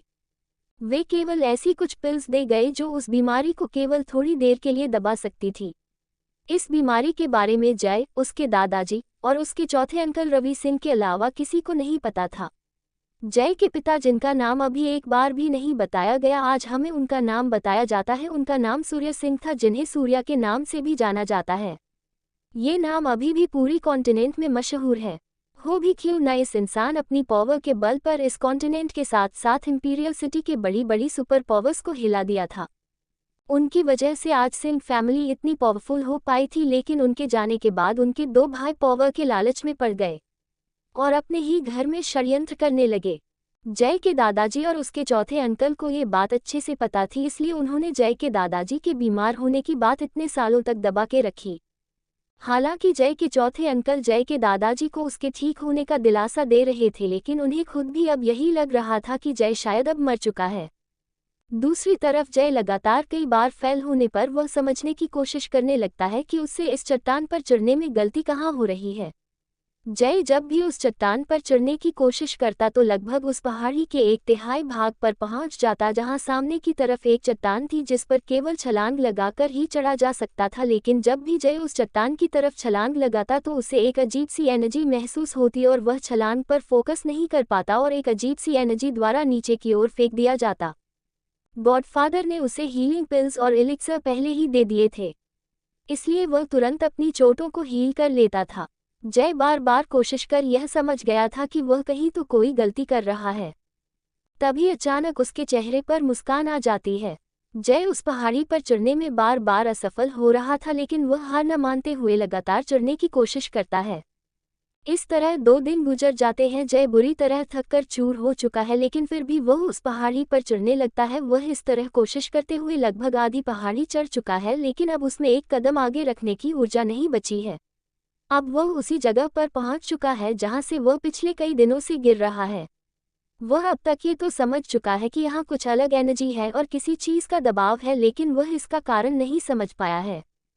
दूसरी तरफ वह बुरी तरह थक चुका है, उसके पास एक कदम आगे बढ़ाने तक की एनर्जी नहीं बची है। लेकिन वह अपने हाथ लगे इस मौके को जाने कैसे दे सकता है। वह अपनी सांसों को कंट्रोल करता है और अपनी बची हुई सारी एनर्जी को अपने शरीर में इकट्ठा करने लगता है, लेकिन उसे ये करने में दिक्कत हो रही थी। तभी वह अपने पुराने समय को याद करता है और उस समय को याद करते ही उसका मन ऊर्जा से भर जाता है। तभी वह महसूस करता है कि उसका शरीर पूरी तरह से ऊर्जा से भर गया है। जय ने अभी जिस चीज़ का एहसास किया था वह उसकी शारीरिक क्षमताओं का ब्रेक थ्रू था। ये किसी व्यक्ति की शारीरिक शक्तियों की एक लिमिट को तोड़ता है। इस लिमिट को तोड़ते ही वह व्यक्ति थकना तो जैसे भूल ही जाता है। इस लिमिट को तोड़ चुका कोई भी व्यक्ति फाउंडेशन बिल्डिंग के 3 या 4 लेवल के व्यक्ति को भी कड़ी टक्कर दे सकता है। इस ब्रेक थ्रू के और भी कई फायदे हैं जिनके बारे में आपको आगे पता चलेगा। जय ये समझ तो नहीं पाता उसके साथ क्या हुआ है, लेकिन इस ऊर्जा के फ्लो के साथ ही वह महसूस करता है कि उसके सेंसेस पहले से मजबूत हो गए हैं। वह प्रकृति की शक्तियों को भी महसूस करने लगता है। अब जय उस पड़ने वाले दबाव को साफ तरीके से देख सकता था जो उसे उस पहाड़ी पर चढ़ने से रोक रहा था। लेकिन अब उसकी शारीरिक शक्तियां बढ़ चुकी थीं, इसलिए उसे उस दबाव से कुछ खास फर्क नहीं पड़ रहा था और अब आगे बढ़ने लगता है। जय इसी तरह आगे बढ़ते बढ़ते महसूस कर रहा होता है कि वह दबाव भी बढ़ता जा रहा है। अब जय उस पहाड़ी के लगभग ऊपर पहुंच चुका होता है, लेकिन जय को वहां पर चलने में भी दिक्कत हो रही होती है। वह काफी देर तक ऊपर की ओर चलता रहता है, लेकिन अब दबाव कुछ ज्यादा ही बढ़ चुका होता है। इस पर जय लापरवाही न करते हुए तय करता है कि वह इस दबाव का फायदा उठाकर अपनी शारीरिक योग्यताओं को बढ़ाएगा, इसलिए वह वहीं पर कुछ शारीरिक एक्सरसाइजेस प्रैक्टिस करने लगता है। वह करीब एक दिन तक इसी तरह एक्सरसाइज करते हुए और अपनी शारीरिक योग्यताओं को बढ़ाते हुए आगे बढ़ता रहता है और आखिरकार उस पहाड़ी पर चढ़ जाता है। जय अब उस पहाड़ी पर चढ़ चुका है, लेकिन जैसे ही जय उस पहाड़ी पर अपना पहला कदम रखता है वह तुरंत वहीं पर बैठ जाता है। वह महसूस करता है कि इस पहाड़ी पर दबाव नीचे के मुकाबले कहीं ज़्यादा है। जय उस दबाव के आगे खड़ा भी नहीं हो पा रहा होता है। वह बार बार वहां पर खड़ा होने की कोशिश करता है, लेकिन वह ऐसा करने में बिल्कुल नाकाम रहता है। जय सोचने लगता है, यहाँ पर तो मैं खड़ा भी नहीं हो पा रहा हूँ, तो मैं ट्रेनिंग कैसे लूँगा। जब जय ये सब सोच रहा होता है और खड़ा होने की कोशिश कर रहा होता है, तभी वहाँ गॉडफादर आ जाते हैं। वे कहते हैं, तुम्हें आने में इतनी देर कैसे हो गई। इस पर जय कहता है, माफ़ कीजिए गॉडफादर। वो इससे आगे जय कुछ कहता, गॉडफादर कहते हैं, ठीक है ठीक है। हालांकि गॉडफादर ये कह रहे होते हैं, लेकिन मन ही मन वे सोच रहे होते हैं, अगर मैं जय की उम्र में होता और मैं इस पहाड़ी पर चढ़ने की कोशिश करता तो मुझ भी कम से कम 1 महीना लगता है मुझे शिष्य के रूप में सीधा मॉन्स्टर मिला है। साथ ही साथ वे खुश भी हो रहे होते हैं कि उन्हें कितना टैलेंटेड शिष्य मिला है। लेकिन गॉडफादर अपने ख्यालों से बाहर आते हुए कहते हैं, पालती मार कर बैठ जाओ और आसपास के दबाव से अपने मेरिडियंस को और मजबूत करो और फैलाओ, फिर उनमें आसपास की ऊर्जा को फ्लो कराओ। जय गॉडफादर की बात मानते हुए वहीं पर मेडिटेट करने लगता है। गॉडफादर सोचने लगते हैं, इसके पास इतना अच्छा नेचुरल टैलेंट है, अगर ये इस छोटी जगह पर न होता तो शायद यह अब तक अपनी ताकत और टैलेंट का परिचय पूरे कॉन्टिनेंट को दे चुका होता। मैं तो ये सोच रहा हूँ कि मैं इतना लक्की क्यों हूँ, हाय मेरी किस्मत। बस मैं यही उम्मीद करता हूँ कि मेरा इस पर भरोसा करना सही साबित हो। जय 2 दिन तक लगातार मेडिटेट करता है। अब वह उस दबाव में भी सामान्य महसूस करने लगता है। वह इस पर खुश हो ही रहा होता है, तभी गॉडफादर आते हैं और उसकी ओर एक बड़ी सी चट्टान फेंकते हुए कहते हैं, इसे उठाओ और यहाँ के 100 चक्कर लगाओ। ये सुनकर जय गॉडफादर की तरफ अचरज भरी निगाहों से घूरने लगता है। तभी गॉडफादर उसको छड़ी से मारते हुए कहते हैं, अभी तक खड़े क्यों हो, शुरू करो। इसी तरह गॉडफादर कभी जय को और बड़ी चट्टान देकर चक्कर लगवाते तो कभी उसके ऊपर चट्टान रखकर उससे उठक बैठक करवाते। इसी तरह 15 दिन गुजर जाते हैं। अब उन दोनों के बीच का बंधन काफी मजबूत हो चुका था। वे एक दूसरे को समझने लगे थे। अब उनका रिश्ता मास्टर डिसाइपल से भी अच्छा हो चुका था। जय सुबह उठते ही अपने रोजाना के काम में लग जाता है। तभी गॉडफादर उससे कहते हैं, आज मैं तुम्हें एक टेक्निक सिखाने वाला हूँ। ये सुनकर जय खुश हो जाता है और बच्चों की तरह पूछता है, सच में? कौन सी, क्या ये कोई गॉड लेवल की टेक्निक है? तब गॉडफादर कहते हैं, इस टेक्निक का नाम की कंट्रोल टेक्निक है। इस टेक्निक को कोई भी व्यक्ति बिना फाउंडेशन के भी सीख सकता है। उस टेक्निक का नाम जय को कुछ जाना पहचाना लगता है। उसे याद आता है कि यह वही टेक्निक है जो उसकी फैमिली की लाइब्रेरी में पड़ी रहती है। कोई भी उस टेक्निक को नहीं चुनता, क्योंकि यह एक लो लेवल की टेक्निक से भी कम पावरफुल मानी जाती है। ये सोचकर जय का चेहरा का मुरझा जाता है। जय का चेहरा मुरझाता हुआ देखकर गॉडफादर समझ जाते हैं कि वह क्या सोच रहा है। इस पर वह अपनी छड़ी निकालकर एक तरफ रख देते हैं। उस छड़ी को देखकर जय चुपचाप गॉडफादर के सामने बैठ जाता है। अब गॉडफादर उसे समझाते हुए कहते हैं कि कोई भी टेक्निक इसलिए खतरनाक नहीं बनती कि उसकी अटैकिंग पावर खतरनाक, यह इस पर निर्भर करती कि उसे उपयोग करने वाला उसे किस तरह उपयोग करता है। इस टेक्निक के कई अनेक फायदे हैं। ये तुम्हारे असल लेवल को छुपाने में भी मदद करता है, और कोई व्यक्ति फिजिकली और मेंटली जितना स्ट्रोंग होगा ये टेक्निक उतनी ही पावरफुल होगी। ये टेक्निक तब तक कमजोर ही रहती है जब तक इसे इसके अंतिम लेवल तक न पहुंचाया जाए। ये सुनकर जय पूछता है, इस टेक्निक के कितने लेवल हैं? इस पर गॉडफादर कहते हैं, इस टेक्निक में 5 लेवल हैं, लेकिन 2 लेवल को तुम पहले ही मास्टर कर चुके हो। ये सुनकर अचंभे भरी आवाज में पूछता है, मैंने कब? गॉडफादर कहते हैं, जैसा कि मैंने तुमसे कहा, इस टेक्निक के 5 लेवल हैं, उनसे से शुरुआती 2 लेवल अपने शरीर को इसके टेक्निक के तीसरे लेवल के लायक बनाना है। जैसा कि तुमने महसूस किया होगा कि तुम्हारी शारीरिक ताकतें किसी सामान्य व्यक्ति या कल्टीवेटर से कहीं ज़्यादा बढ़ चुकी हैं। ये इस टेक्निक का पहला लेवल है। रही दूसरे लेवल की बात तो तुम उसमें पहले से ही मास्टर थे। इस पर जय कहता है, मैं मास्टर कैसे? तब मास्टर कहते हैं, क्या तुमने अनुभव नहीं किया कि तुम इस दबाव को देख पा रहे थे, साथ ही इस दबाव की वृद्धि भी महसूस कर पा रहे थे? ये तुम्हारी मेंटल स्ट्रेंथ की वजह से हो रहा था। अगर नाम दे तो ये तुम्हारे की कंट्रोल और की ट्रांसफर की मास्टरी के परिणामस्वरूप है, जो इस टेक्निक के प्रारंभ के 2 लेवल हैं। अब तुम्हें तीसरे स्टेप की सर्कुलेशन को सिखाने का समय आ गया है। इस पर जय भी तैयार हो जाता है। चूंकि जय ने मेंटल स्ट्रेंथ का नाम सुना था, इसलिए वह समझ जाता है कि क्यों इस टेक्निक को कचरा समझा जाता था, क्योंकि कोई भी आम कल्टीवेटर अपनी मेंटल स्ट्रेंथ को प्रैक्टिस नहीं करता, केवल एल्केमिस्ट और फॉर्मेशन मास्टर ही इसकी प्रैक्टिस करते हैं, इसलिए कोई भी इस टेक्निक को पूरा नहीं सीख पाता। अब वह फिर से गॉडफादर की बातों पर ध्यान देने लगता है। गॉडफादर उससे कहते हैं, मुझे ध्यान से सुनो और देखो। ये कहकर गॉडफादर एक चट्टान के सामने जाकर अपने हाथों को आगे करते हुए कहते हैं, सबसे पहले तुम्हें अपनी शरीर को अपने आसपास के वातावरण से जोड़ लेना है, फिर अपने आसपास के वातावरण को अपने ही शरीर का एक हिस्सा मानते हुए अपने आसपास की चीज़ों को अपने शरीर के हिस्से की तरह उपयोग करना है। इसके साथ ही गॉडफादर उसे चट्टान को अपने हिसाब से इधर उधर घुमाने लगते हैं। जय ये देखकर अचंभे में पड़ जाता है। उसने कभी इस टेक्निक के इतना अच्छे होने की उम्मीद नहीं की थी। तभी गॉडफादर उसे इसे प्रैक्टिस करने की बोलते हैं और उसे निर्देश देने लगते हैं। जय लगातार 2 दिन तक मेहनत करता है और आखिरकार वह उस चट्टान को थोड़ा हिलाने में कामयाब हो जाता है। तभी उसे अपने पीछे एक स्ट्रॉन्ग ऑरा फील होता है।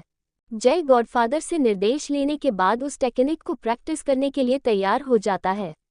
वह ठीक वैसा ही करने लगता है जैसा उसके गॉडफादर ने कहा था। जय काफ़ी देर तक मेहनत करता है और वह अपने आगे रखी चट्टान को थोड़ा हिलाने में कामयाब भी हो जाता है, लेकिन तभी उसे अपने पीछे से एक ताकतवर ऑरा महसूस होता है। वह पीछे मुड़कर देखता है तो वहाँ एक 9 लेवल का थंडर वॉल्फ है। वह जय की ओर देखकर जोर से दहाड़ता है। दरअसल इस पहाड़ी पर बहुत ही कम बीस्ट मौजूद थे और जो भी बीस्ट मौजूद थे वे कम से कम 9 लेवल से ऊपर के थे।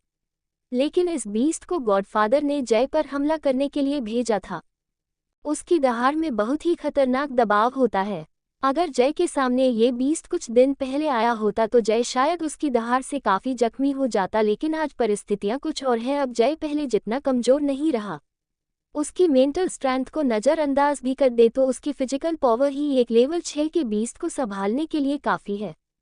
गॉडफादर दूर से ये नज़ारा देख रहे होते हैं और कहते हैं, चलो अब तुम्हारी परीक्षा ली जाए मेरे प्यारे शिष्य। ये कहकर वे मुस्कुरा देते हैं। दूसरी ओर जय और वह थंडर बीस्ट एक दूसरे को घूर रहे होते हैं। तभी अचानक वह थंडर बीस्ट जय पर लपकता है। वह थंडर बीस्ट जय पर अपने पंजों से एक स्लैश हमला करता है जिसमें थंडर की पावर्स भी थी, लेकिन जय फुर्ती के साथ अपने शरीर को घुमाते हुए उस हमले से बचता है और उस बीस्ट की ओर छलांग लगाता है और उसके सिर पर एक पंच से हमला कर देता है, लेकिन इसका उस पर कोई असर नहीं होता। हालांकि जय ने इस हमले में अपनी फिजिकल पावर का 2/3 भाग उपयोग किया था, लेकिन इससे भी उस बीस्ट को अधिक फर्क नहीं पड़ता। ये देखकर जय अचंभे में पड़ जाता है। तभी वह बीस्ट जय को पीछे फेंक देता है और उस पर अपने पंजे से हमला कर देता है। जय इस हमले को रोकने के लिए अपने चारों ओर की एनर्जी की शील्ड बना लेता है, लेकिन वह उस हमले को पूरी तरह ब्लॉक नहीं कर पाता और पीछे की ओर फिंकता हुआ जाता है। जब जय हवा में फिंकता हुआ जा रहा होता तो वह गॉडफादर की बातों को याद करता है और उसी तरह अपने आसपास के वातावरण को महसूस करने लगता है। तभी वह अचानक से उस टेक्निक के तीसरे लेवल के साथ साथ चौथे लेवल को भी एक्टिवेट कर देता है और उसी चट्टान को कंट्रोल कर उसकी शेप को चेंज कर देता है और उसे उस बीस्ट की तरफ फेंक देता है। इसको रोकने के लिए वह बीस्ट थंडर बॉल का उपयोग करता है, लेकिन फिर भी वह उस हमले से जख्मी हो जाता है। वह जय को गुस्से से देखता है और उस पर दहाड़ता है। इसके बाद वह एक खतरनाक थंडर बॉल बनाता है और जय की तरफ शूट कर देता है। जय उस बॉल को अपनी ओर आते हुए देखता है और वह समझ जाता है कि मैं इस हमले को इग्नोर नहीं कर सकता। तभी वह अपने मास्टर की बातों को याद करता है और सोचता है, अगर हम की एनर्जी प्रैक्टिस करने से आसपास की चीज़ों को कंट्रोल कर सकते तो हम अपनी मेंटल स्ट्रेंथ को की एनर्जी के साथ जोड़कर सामने वाले व्यक्ति के हमले को भी कंट्रोल कर सकते हैं। फिर वह सोचता है कि अगर यह फेल हो गया तो कुछ देर बाद वह सोचता है जो होगा देखा जाएगा, एक बार कोशिश करना तो बनता है, और वह अपनी की एनर्जी को अपनी मेंटल स्ट्रेंथ के साथ मर्ज करने लगता है। जब वह ये कर लेता है तो अपना पूरा ध्यान उस इलेक्ट्रिक बॉल पर लाता है, वह उसे कंट्रोल करने की कोशिश करने लगता है, लेकिन वह केवल उसकी दिशा ही बदल पाता है। अगली बार में वह उस थंडर बॉल को कुछ और हद तक काबू कर लेता है। इसी तरह उससे बीस्ट से फाइट करते करते वह इस टेक्निक की प्रैक्टिस करने लगता है। दूसरी तरफ गॉडफादर जय को ऐसा करते देखकर बहुत ही आश्चर्यचकित हो जाते हैं। वे मन ही मन सोचते हैं, इस टेक्निक को इस तरह इतने एडवांस लेवल तक पहुंचाना और तो और एक नया लेवल बनाना। मैंने सच में सही सोचा था, ये लड़का मेहनती होने के साथ ही बहुत समझदार और टैलेंटेड भी है। इन शक्तियों को समझने में मुझे भी 7 महीने लगे थे, लेकिन इसने इसे केवल 20 दिन में ही मास्टर कर लिया, साथ ही एक नया लेवल भी बना लिया। मुझे तो इस लड़के के टैलेंट से जलन हो रही है। तभी दूसरी तरफ जय अब उस टेक्निक को पूरी तरह मास्टर कर उस बीस्ट की थंडर बॉल अटैक को उसी पर करने लगता है, और कुछ समय बाद ही वह उसे पूरी तरह हरा देता है। लेकिन इतनी लंबी लड़ाई के बाद वह बुरी तरह थक जाता है और वहीं पर बैठ जाता है।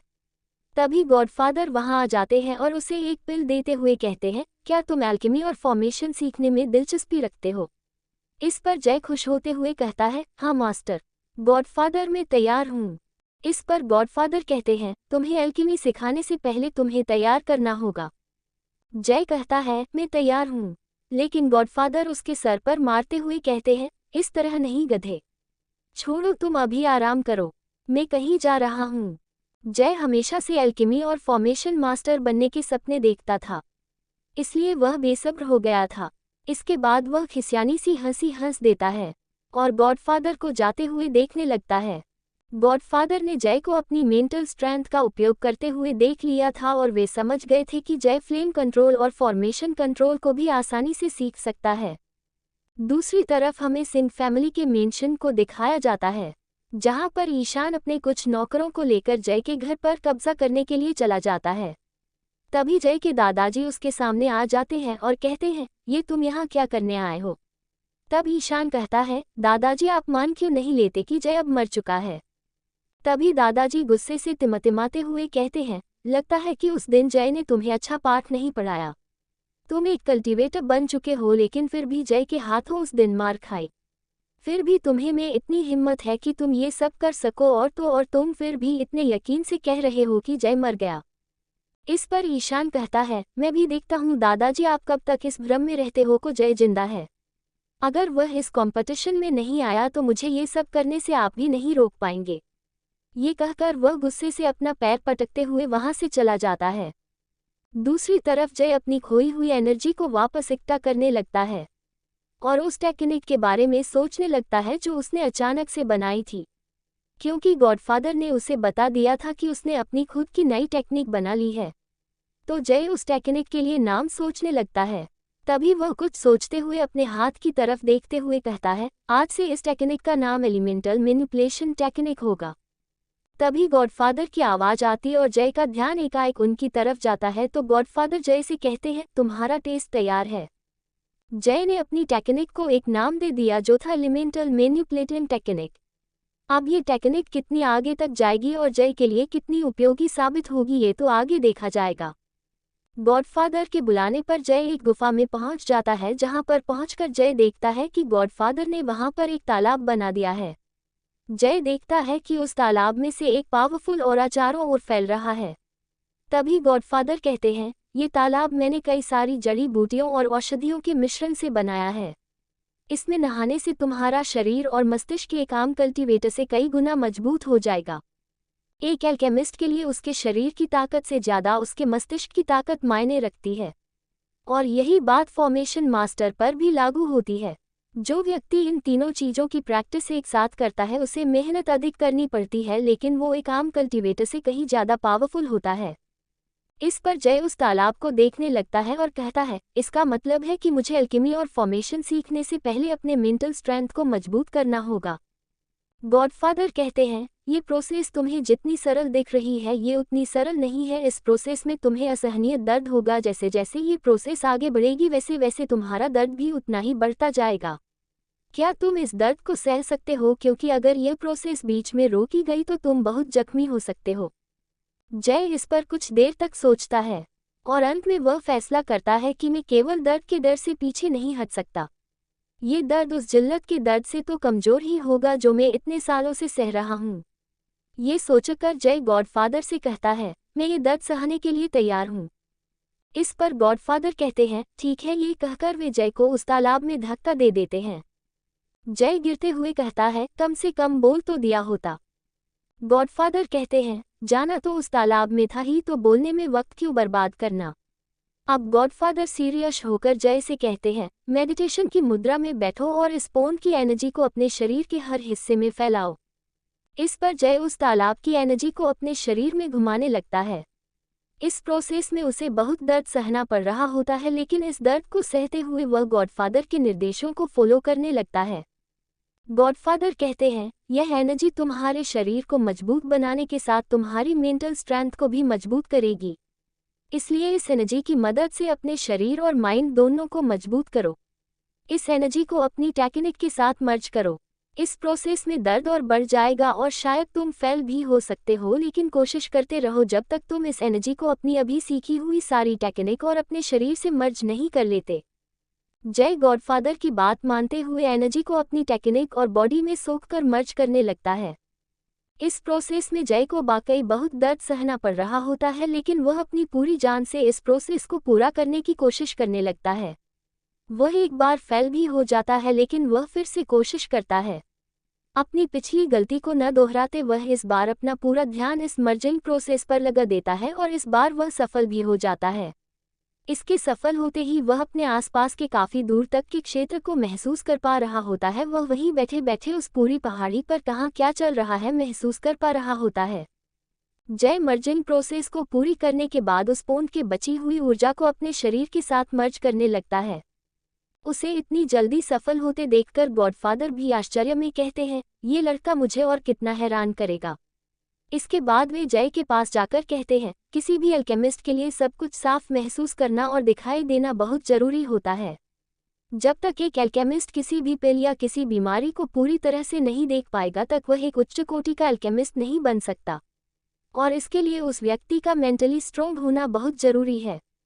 जय गॉडफादर की बात सुनकर उस ऊर्जा को अपने शरीर के साथ साथ अपनी मेंटल स्ट्रेंथ को बढ़ाने के लिए भी इस्तेमाल करने लगता है। अब हम जय को देखते हैं जिसके चारों ओर ऊर्जा का भावर बना हुआ है और उसके शरीर के सभी मेरिडियन से होती हुई एनर्जी उसके माइंड में प्रवेश कर रही है। अब ये प्रोसेस काफी देर तक चलती है। 5 घंटे बाद उस तालाब की सारी ऊर्जा खत्म हो चुकी है। अब हमें जय को दिखाया जाता है जो उस ऊर्जा को संतुलित कर रहा होता है।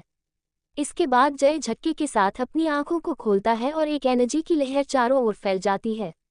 गॉडफादर इस एनर्जी को महसूस कर तुरंत गुफा में पहुंच जाते हैं। वे जय को देखते हैं, लेकिन जैसे ही उनकी निगाह जय की आंखों पर जाती है वे हैरान हो जाते हैं और मन ही मन सोचते हैं, इस लड़के ने फेरी आई भी हासिल कर ली। मैं इसे अपने अल्केमी करियर के दूसरे साल में कर पाया था। ये इंसान है या मॉन्स्टर? इसके बाद वे जय के पास जाकर पूछते हैं, तुम्हें अपनी आंखों में कुछ बदला हुआ महसूस हो रहा है? इस पर जय कहता है, हाँ गॉडफादर, मुझे ऐसा लग रहा है कि मैं पहले से ज्यादा साफ और सही तरीके से देख पा रहा हूँ। तब गॉडफादर उससे कहते हैं, तुमने फेरी आई ओपन कर ली है। ये आंखें एक एल्केमिस्ट के लिए एक सुप्रीम ट्रीजर से कम नहीं है। तुमने जो फेरी आई ओपन की है वे कई एल्केमिस्ट अपनी पूरी जिंदगी में हासिल नहीं कर पाते हैं। हालांकि तुम्हारी फेरी आई उनकी फेरी आई से काफी अलग है, क्योंकि ये तुमने खुद ओपन की है, जबकि अन्य व्यक्ति इस ट्रीजर को हासिल करते हैं। सही शब्दों में कहूँ तो तुम ऐसे दूसरे व्यक्ति हो जिसने खुद की फेरी आई ओपन की है। तब जय पूछता है, पहला व्यक्ति कौन है? इस पर गॉडफादर उसके सर पर मारते हुए कहते हैं, और कौन हो सकता है बेवकूफ मेरे अलावा? इस पर जय अपने सर पर हाथ फेरते हुए मुस्कुराने लगता है। फिर जय कहता है, हाँ गॉडफादर, आपके अलावा कौन हो सकता है? वैसे ये फेरी आई क्या है? तब गॉडफादर फिर से उसके सर पर मारते हुए कहते हैं, फेरी आई एक तरह की स्पेशल मेंटल स्टेट है जिसमें आपकी आंखें किसी भी सामान्य अल्केमिस्ट से तेज हो जाती हैं। फेरी आई किसी भी तरह के मेंटल अटैक को रिवर्स कर सकती है, और तुम किसी के भी कल्टीवेशन लेवल या किसी भी हिडन फॉर्मेशन को आसानी से देख सकते हो। मैं तुम्हें इन आंखों का उपयोग सिखाता रहूंगा, क्योंकि ये आंखें तुम्हारे पावरफुल होने के साथ साथ और भी पावरफुल होंगी। अभी तुम आराम करो। ये कहकर गॉडफादर चले जाते हैं। जय अपनी आंखों, मेंटल स्ट्रेंथ और फिजिकल स्ट्रेंथ का उपयोग कर उन्हें सही से समझने का फैसला करता है और उन पर सही से कंट्रोल करने के लिए प्रैक्टिस करने लगता है। जय गॉडफादर द्वारा तैयार तालाब में ट्रेनिंग करने के बाद अपने पावर को आजमाने के लिए 2-3 बीस्टर्स के साथ फाइट करता है, फिर एक आराम करने के लिए एक पेड़ की मोटी सी डाली पर लेट जाता है और कब उसकी आंखें लग जाती है उसे पता भी नहीं चलता। अब हम देखते हैं कि एक 7 साल का बच्चा अपने माता पिता के साथ खेल रहा है। वे साथ में एक अच्छा समय बिता रहे हैं। तभी वहां पर कुछ लोग आ जाते हैं। वे लोग लगभग एक जैसे कपड़े पहने हुए थे जिन पर धुंधला धुंधला सा कुछ लिखा हुआ था। उनमें से 2 व्यक्ति जिनकी उम्र लगभग 50 साल होगी वे आगे आकर कहते हैं, प्रिंसेस, हमें आपके पिताजी ने आपको वापस लाने के लिए भेजा है। वे उस बच्चे की मां को अपने साथ ले जाना चाहते हैं। वह औरत ये सुनकर कहती है, मैं पहले ही कह चुकी हूँ मुझे वापस नहीं आना, जाओ जाकर उनसे कह दो कि मैं वापस आना नहीं चाहती। इस पर वह बूढ़ा आदमी उस औरत से कहता है, माफ़ कीजिए प्रिंसेस, लेकिन हमें आपको हर हाल में वापस लाने के लिए ही भेजा गया है। तभी वह आदमी जो उस बच्चे के पास खड़ा था कहता है, सुना नहीं आप लोगों ने मालविका ने क्या कहा, वो वापस नहीं आना चाहती। इस पर वे आदमी कहते हैं, तुम्हारे जैसे इतनी छोटी जगह पर रहने वाले आदमी ने न जाने हमारी प्रिंसेस पर क्या जादू किया कि वे तुम्हारे प्यार के चक्कर में पड़ गई। लेकिन इस बार हमें सख्त आदेश मिला है कि प्रिंसेस को वापस लेकर ही जाना है। ये सुनकर उन दोनों का पारा चढ़ जाता है। इसके बाद उस बच्चे के माता पिता और उन सभी व्यक्तियों के बीच लड़ाई शुरू हो जाती है। उन दोनों का पूरा ध्यान लड़ाई में ही था, लेकिन तभी उनमें से एक आदमी उस बच्चे को अपने कब्जे में ले लेता है और उस बच्चे की मां से की तरफ एक पिल का बॉक्स फेंकते हुए कहता है, तुम दोनों इस पिल को खाओ वरना इस नन्ही सी जान के साथ कुछ भी हो सकता है। तभी उस बच्चे की मां कहती है, जय को कुछ भी हुआ तो मैं तुम लोगों को छोड़ूंगी नहीं। अगर उसे कुछ भी हुआ तो ये तुम लोगों के लिए अच्छा नहीं होगा। और वह घबराई सी नज़रों से उस बच्चे के पिता की तरफ देखने लगती है। अब तक आप समझ ही गए होंगे ये कौन है। ये जय के माता पिता हैं। जी हाँ, इनका नाम है सूर्य सिंह और मालविका सिंह। वे दोनों उस वक्त बहुत ही घबराए हुए कभी उस पिल बॉक्स को तो कभी अपने बच्चे और उस व्यक्ति को देख रहे होते हैं। लेकिन तभी वह व्यक्ति जिसने उस बच्चे को अपने हाथों में जकड़ा हुआ था वह अपनी जकड़ को और मजबूत करने लगता है। ये देखकर वे दोनों और भी घबरा जाते हैं। तभी सूर्य सिंह घबराते हुए कहता है, रुको हम खाते हैं। और वे दोनों उस बॉक्स से पिल निकाल कर खा जाते हैं। वह पिल खाते ही उन दोनों की पावर सील हो जाती है। इसके बाद वे लोग जय की माँ से कहते हैं, चले प्रिंसेस, हम वादा करते हैं कि आपके बच्चे को कुछ नहीं होगा। इस पर जय की माँ आसपास के हालात को समझते हुए कहती है, ठीक है। इसके बाद वह रोते हुए सूर्य सिंह से कहती है, हमारे बच्चे का ख्याल रखना। और वे लोग वहां से चले जाते हैं। उनके जाने के बाद जय के पिता काफी देर तक जय को गोद में लिए उसी दिशा की ओर देखने लगते हैं जहां से जय की माँ गायब हुई थी। उनकी आंखों में किलिंग इंटेंट और दुख साफ देखा जा सकता था। तभी झटके से जय की आंखें खुलती हैं। वह सोचता है, मेरे साथ ये सब हुआ और मुझे कुछ याद भी नहीं। वह सोचने लगता है कि वे लोग कौन थे जो उसकी मां को ले गए। इसके बाद उसके दिमाग में एक और सवाल आता है कि मेरे पिता कहाँ हैं। वह ये सब सोच ही रहा होता है तभी उसे गॉडफादर की आवाज़ आती है, जय मुझे तुरंत इस पहाड़ी की चोटी पर मिलो। जय गॉडफादर की बात सुनकर उसके दिमाग में चल रही सारी बातों को नज़रअंदाज कर तुरंत उस पहाड़ी की चोटी की तरफ निकल जाता है। जय कुछ ही देर में चोटी पर पहुंच जाता है। यह उस देमनिक पहाड़ी की सबसे ऊंची जगह है। यहाँ पर एक 20 मीटर चौड़ा मैदान है जहाँ पर चारों ओर जड़ी बूटियां लगी हुई हैं। तभी जय की निगाह सामने एक फनेश के सामने बैठे गॉडफादर पर जाती है। वह गॉडफादर के पास जाता है और उन्हें ग्रीट करता है। गॉडफादर सर हिलाते हैं और कहते हैं, आज मैं तुम्हें अल्केमी की कुछ बेसिक्स सिखाऊंगा। इस पर जय गॉडफादर से कहता है, गॉडफादर क्या मैं आपसे एक सवाल पूछ सकता हूँ। गॉडफादर कहते हैं, पूछो। तब जय कहता है, क्या मेंटल स्ट्रेंथ बढ़ने से हमें पुरानी यादें वापस ध्यान आ सकती हैं। गॉडफादर कहते हैं, हाँ, मेंटल स्ट्रेंथ बढ़ने से तुम्हारे दिमाग में वे यादें वापस से आ सकती हैं जिन्हें किसी ने दबाने की कोशिश की हो। जय के दिमाग में गॉडफादर की बातें सुनकर बहुत से सवाल घूमने लगते हैं। उसे ऐसे सोचते देखकर गॉडफादर उससे पूछते हैं, क्या हुआ, तुम्हें भी कुछ याद आया क्या। इस पर जय कुछ नहीं कहता और शांत रहता है। गॉडफादर समझ जाते हैं कि जय उसे ये बात नहीं बता रहा है, लेकिन वे उसे फोर्स नहीं करते और कहते हैं, अभी तुम केवल सीखने पर ध्यान दो और जो अभी तुम्हारे बस में नहीं उस पर ध्यान मत दो। इस पर जय अपना सिर हिलाता है और गॉडफादर के सामने बैठ जाता है। गॉडफादर उसे एक पिल रिफाइन करके दिखाते हैं और उसे समझाते हुए कहते हैं, किसी भी पिल को रिफाइन करने के लिए तुम्हारा फायर पर अच्छा कंट्रोल होना चाहिए। किसी भी पिल को रिफाइन करने में फायर कंट्रोल एबिलिटी महत्वपूर्ण योगदान निभाती है। इसके बाद तुम्हें ये समझना होगा कि कौन सी औषधि कौन से गुण रखती है और उनके गुणों को आपस में मिलाना सीखना होगा। तुम्हें ये भी जानना होगा कि हमारे पास उपस्थित जितने भी फॉर्मूले होते हैं उनमें कुछ न कुछ कमी निकलने की संभावना होती है। इसलिए सबसे पहले तुम्हें औषधियों के बारे में सीखना होगा। इसके बाद गॉडफादर उसे बहुत सी किताबें देकर कहते हैं, इन्हें पढ़ो, इनमें उपस्थित सभी औषधियों के बारे में ध्यान से पढ़ो और सब कुछ ठीक से समझो। इसके साथ ही वे उसे एक स्क्रोल देकर कहते हैं, इसमें फायर कंट्रोल टेक्निक है, तुम्हें ये टेक्निक भी सीखनी है। इसके बाद गॉडफादर उससे ये कहते हुए चले जाते हैं, तुम्हारे पास ये सब करने के लिए केवल 20 दिन हैं। जय अब लगातार उन किताबों को पढ़ने लगता है। अगले 15 दिनों में वो मास्टर के द्वारा दी गई सारी किताबों में उपस्थित सारी औषधियों और अन्य रिफाइनिंग मटेरियल के गुणों और उपयोगों को अच्छी तरह समझ लेता है।